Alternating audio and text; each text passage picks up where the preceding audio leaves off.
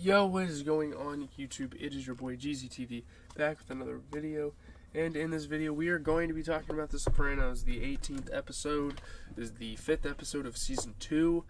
I gotta get some content out, so this is obviously the first video you guys are getting today. Why is my camera doing that?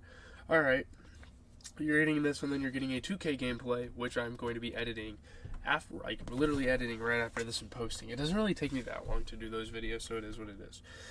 So yeah, we're going to get into kind of what happened and then kind of talk about some things, like some impacts on the rest of the series. I don't know why. I think I might just unplug this because these lights are like flickering. It takes the focus off. Alright. You don't get Christmas tree.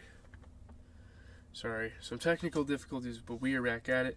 So Adriana is proud of Christopher's screenwriting and enrolls him in an acting course. She feels like he has potential to write a movie, chase his dreams. Obviously he wants to be a made man in the mafia, but also everyone has to have a hobby outside of work, So he's applauded for his acting in an emotional scene in which he plays a son with his father, and he's obviously not too happy about it. When a student asks him how he managed to seemingly cry on cue, an embarrassed Christopher walks out.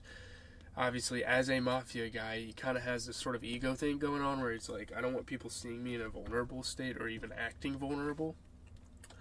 So, in the next class, while playing another scene with the student who had played his father, Christopher violently beats him. And there's some weird stuff here because it seems like something was brought up from his past or maybe something like that. So Adriana suggests this was because he was angry with his father for dying when Christopher was young, and there's some root issues going on with Christopher that we don't really know. So I think it would be super interesting for the show to kind of play on that, kind of touch on that fact, because it's a super interesting thing, and Christopher's a super interesting character in the show, and people really like him, So, yeah, that night he throws away everything he has written. He's going to start from scratch. Maybe he has new motivation. Maybe he's just giving up on the whole damn thing. We don't really know yet. So moving on to other things, Furio Guinta is now in New Jersey, a soldier with the DeMio crime family, and he's literally willing to do anything.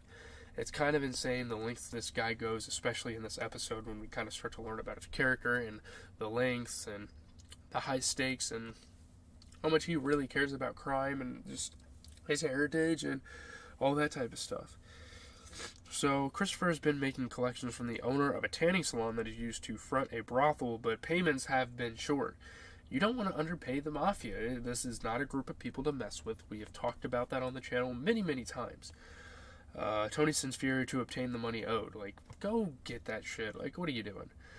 So Furio breaks the owner's arm and shoots him in the kneecap, then hits and spits on his wife. They don't give a fuck. I mean, maybe it's just how he gets down in Italy and stuff and how those people deal with situations like this, but my God.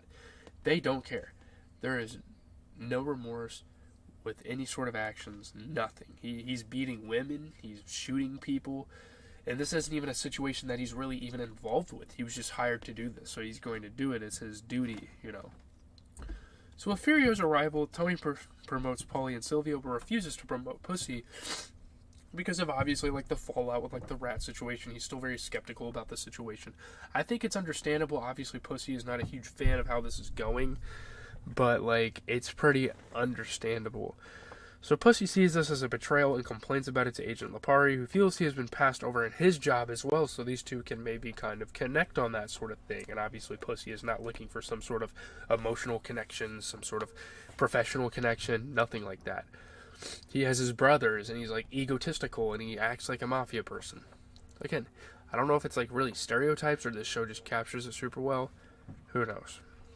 So, sympathizing with each other, each complains about the declining standards of his own organization. They just let anybody in now. It's just one of those old adages.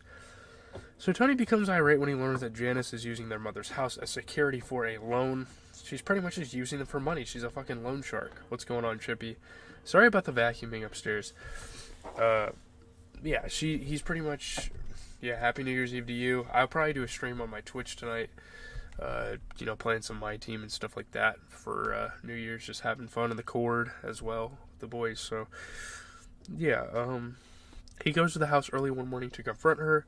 He is taken aback when the door is opened by Richie, who says that he and Janice have revived their previous relationship. I mean, it has been years since these two were together, so this is a super weird thing for them, or for him to see. So Tony leaves, saying with disgust, "She's your fucking problem now."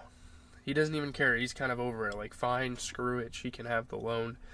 Leave it alone. I have other things to worry about in my life than my sister, who's been causing nothing but problems.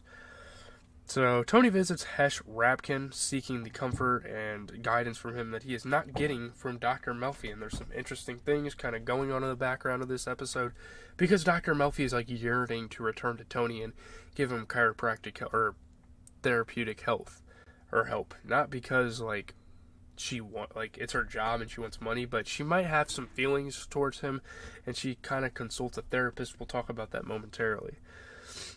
So Hesh is sympathetic and tells Tony that Tony's father also had panic attacks, and this is something that Tony doesn't appear to be aware of at this beginning.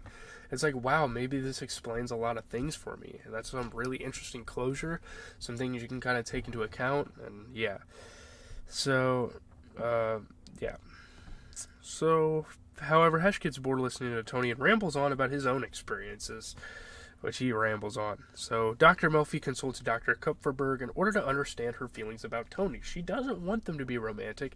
She doesn't want them to be sexual feelings, but it's almost turning out to be so because of the things with, like, her dreams and just how she looks at Tony, the relationship they've built over the months, however long they were seeing each other for sessions. But eventually she decides to resume treating him. Like, she's calling him up, she's really persuading him to get in there. During their first session, while questions are being asked and answered, it seems they cannot stop smiling at each other, and it's like, yeah, there's a bond here. There's something going on. You know. Nobody died here. There's not really a whole lot of revelations, honestly. I'm probably just going to leave it at this. I don't have much to say. I think it's a pretty important episode in the grand scheme of things, because the Melfi-Tony Soprano storyline was great, and I wanted to see where it went before they kind of had their separation. And now that they're kind of back together and reignited, I think it's really cool. It can create some dope storylines. You know, maybe, again, Melfi getting involved kind of with the mafia business and, like, Tony telling her about it. It creates an interesting atmosphere and makes her, like, uncomfortable, makes her do things that her normal character wouldn't do. Sorry if my cord is, like, messing with my mic. I know with my old mic I kept, like, kind of fiddling with things and would mess with stuff. I can't help it. I like fiddling with stuff when I make videos. It just is how I do things. I don't know if I have ADHD. I have something, though, man. I don't know what it is. But leave a like, comment, subscribe. As always, it has been GCTV, giving you guys the best TV show content out there. I'm going to be posting a Blake Griffin gameplay video here momentarily once I get all the clips edited. Should be a good time. And yeah, that's going to be